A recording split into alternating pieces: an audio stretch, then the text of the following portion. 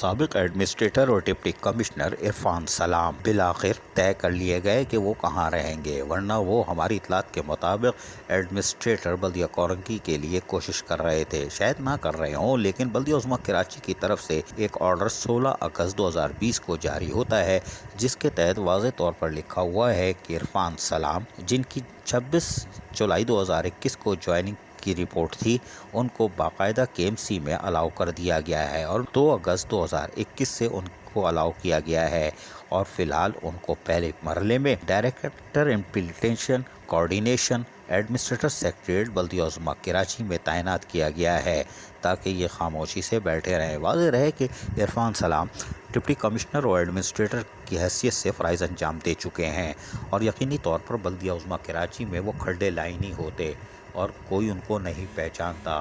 یہ افسوسناک بات تھی، لیکن پھر بھی ان کو پرسکون جگہ پر چارج دے دیا گیا ہے، حالانکہ ان کو ڈپٹی کمشنر ہی لگانا چاہیے تھا۔ کوئی بات نہیں، عرفان سلام بلاآخر وعلیکم السلام ہونے سے بچ گئے۔ یہ اچھی خبر ہے کہ بلدیہ عظمیٰ کراچی نے ان کو posting they the, director implementation and coordination administrator secretariat. کوئی بات نہیں، ٹھنڈی مشین میں بیٹھو رہو، کیونکہ عادت بھی تو خراب تھی ٹھنڈی مشین کی، لیکن عرفان سلام باہر نکلتے تھے، ہم نے دکھایا تھا، وہ وزٹ بھی کرتے تھے۔ یقینی طور پر عرفان سلام اب بلدیہ عظمیٰ کراچی کے حوالے ہو گئے۔ کوئی بات نہیں، دیکھتے ہیں ان کی محبت کب تک چلتی ہے بلدیہ عظمیٰ کراچی میں۔ عزیز عارف KBS بلدیاتی نیوز کراچی۔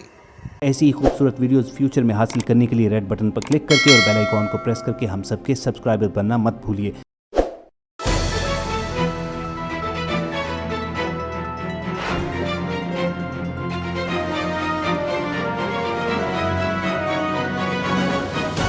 KBS بلدیاتی نیوز۔